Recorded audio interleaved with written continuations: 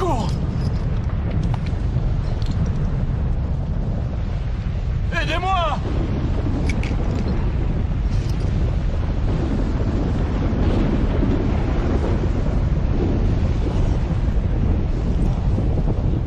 Au secours!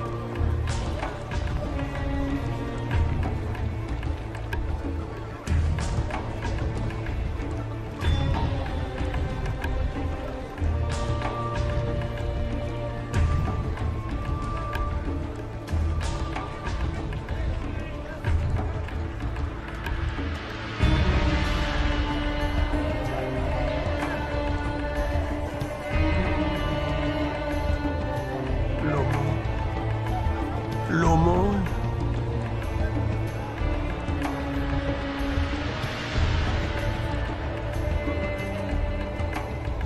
L'aumône. L'aumône. Comment oses-tu me toucher? Tu veux que je sois aussi sale que toi? Je ne devrais même pas te permettre de mendier à ma porte. Pardonne-moi, Seigneur. Pardonne-moi, je n'ai pas mangé depuis des jours. Je me demandais si je pourrais avoir un peu des miettes qui tombent de ta table. Des miettes qui tombent de ma table. Mais alors, que mangeront les chiens? Mes affaires m'attendent. Brûlez-moi ça, c'est infecté.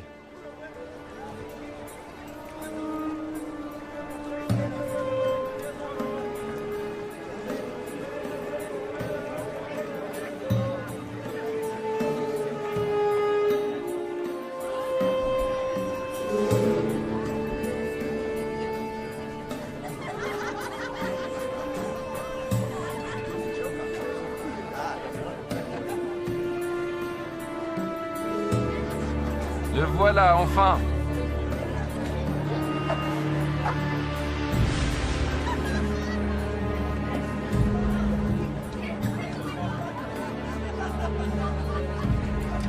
Mon frère préféré. Que me veux-tu cette fois? Nous avons dépensé sans compter. Je le vois bien. Il y avait un homme riche qui était vêtu de pourpre et de fin lin et qui menait joyeuse et brillante vie. Un pauvre, nommé Lazare, était couché à sa porte, couvert d'ulcères et désireux de se rassasier des miettes qui tombaient de la table du riche.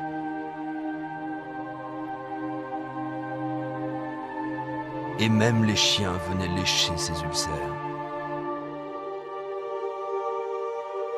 Oh.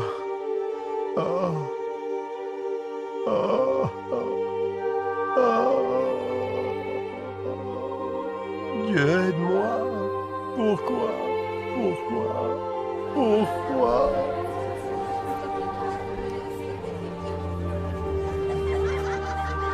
Et le moment fut venu pour les deux hommes de mourir et de passer de cette vie à l'autre.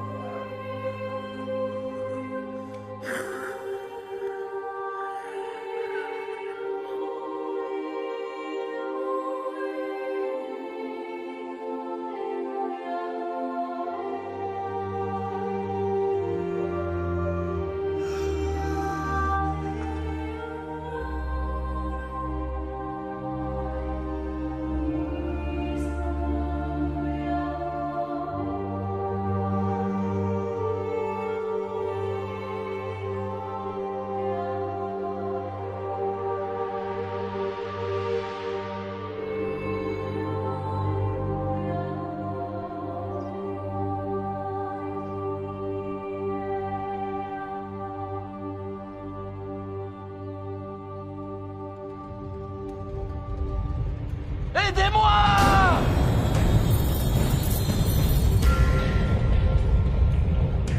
Au secours!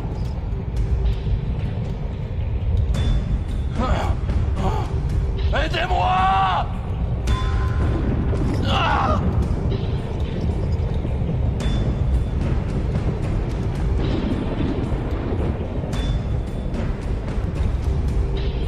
Aidez-moi!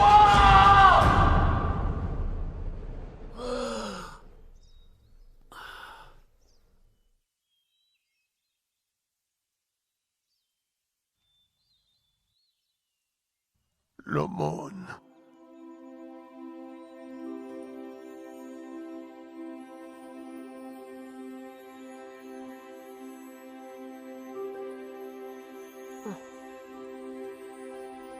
Bienvenue. Père Abraham. Oui. Oui, je suis Abraham. Ah, Bienvenue au paradis. paradis. Oui, Lazare. Paradis!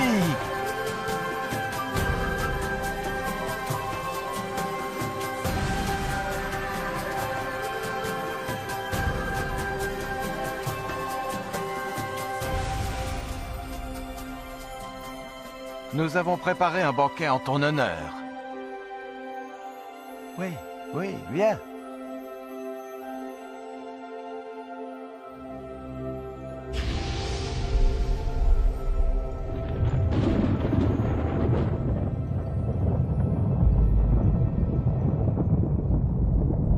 Père Abraham! Père Abraham! Aie pitié de moi!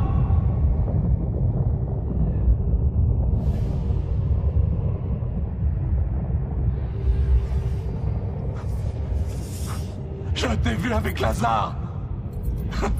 Envoie-le-moi! Pour qu'il trempe le bout de son doigt dans l'eau et me rafraîchisse la langue! Car je souffre cruellement dans ces flammes!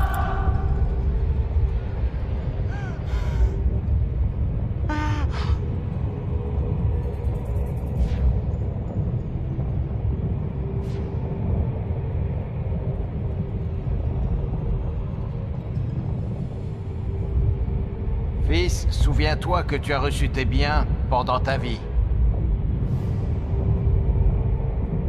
Et que Lazare a eu les maux pendant la sienne. Maintenant, il est ici consolé, et toi tu souffres. Je t'en prie! Je t'en prie! Par-dessus tout cela, il y a entre nous un grand abîme. Si quelqu'un voulait passer d'un côté à l'autre, il ne le pourrait pas. Et personne ne peut traverser de toi vers nous. Père Abraham, il y a une chose que je veux te demander. Envoie Lazare dans la maison de mon père, car j'ai 5 frères, pour qu'ils les avertissent, et qu'ils ne viennent pas eux aussi dans ce lieu de tourment. Ils ont Moïse. Ils ont les prophètes. Laisse tes frères les écouter. Non. Non. Mais si quelqu'un des morts va vers eux, ils se repentiront. Non, s'ils n'écoutent pas Moïse et les prophètes, ils ne se laisseront même pas persuader par quelqu'un qui ressusciterait des morts. Je t'en prie. Non. Je t'en prie. Non. Je t'en prie. Non.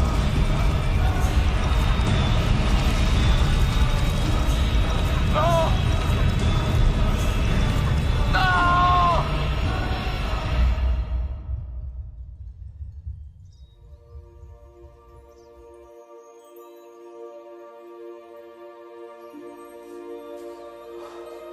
Lazare,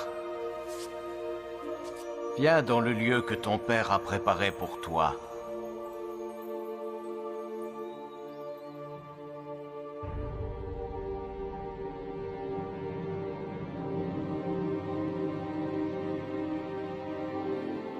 Maintenant, nous pouvons diviser ses biens.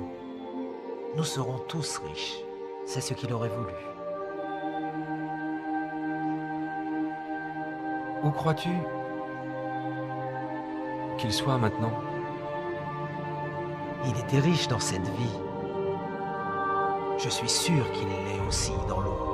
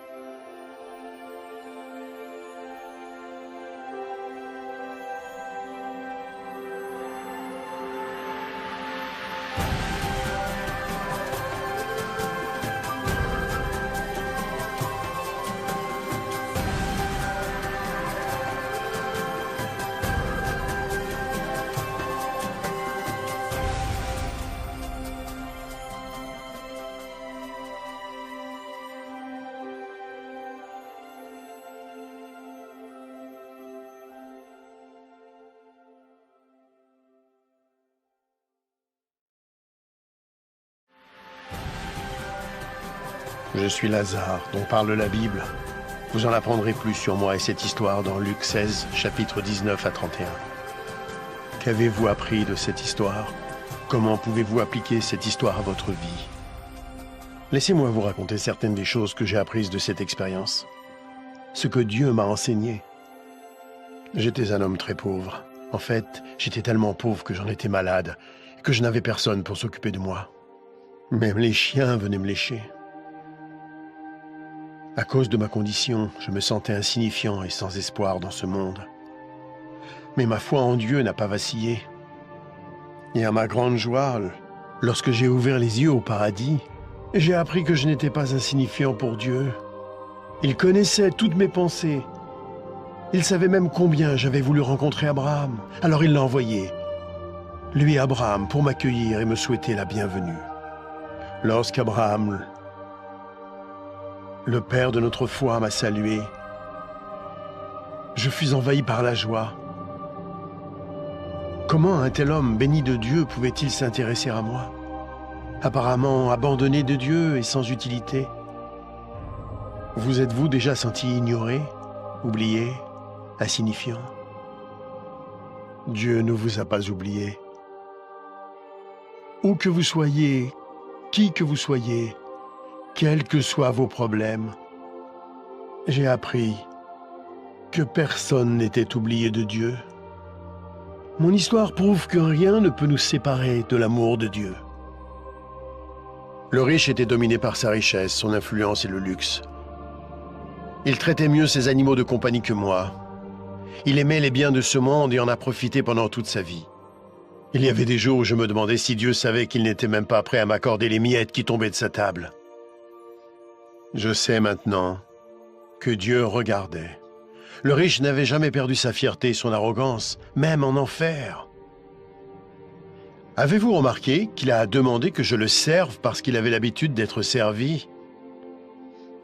L'enfer est plein de gens qui veulent être servis. Mais parce qu'il avait été servi sur terre, Abraham lui a dit qu'il avait déjà bénéficié des plaisirs et qu'ils étaient terminés. J'ai appris comme il est important pour Dieu que nous servions les autres sur terre. Plus spécialement ceux qui sont faibles et qui souffrent. Mon histoire illustre la façon dont Dieu veut que nous utilisions notre argent, nos biens et notre influence. Il est clair qu'une courte période nous est accordée sur terre pour tester la façon dont nous utilisons ce que Dieu nous accorde, pour nous-mêmes ou pour les autres. Ce n'est pas faux d'avoir des biens ou d'être pauvre. Ce qui est faux, c'est de refuser de servir les autres. Jésus-Christ a dit que même lui était venu servir, non pour être servi. Si vous utilisez l'argent et tout ce que Dieu vous a donné pour servir les autres, il sera satisfait, quoi que vous possédiez. Vous pouvez vous interroger sur l'enfer et le paradis, et sur ce qui arrivera après votre mort. Christ viendra au dernier jour pour juger le monde. Le jour du jugement, le méchant sera envoyé en enfer, un lieu de tourment terrible et infini. Mais le juste sera emmené au paradis, un lieu glorieux et heureux où il sera pour toujours auprès du Seigneur Jésus-Christ. Il y a tellement d'autres choses que Dieu veut nous apprendre. Notre prochaine histoire va poursuivre cette aventure.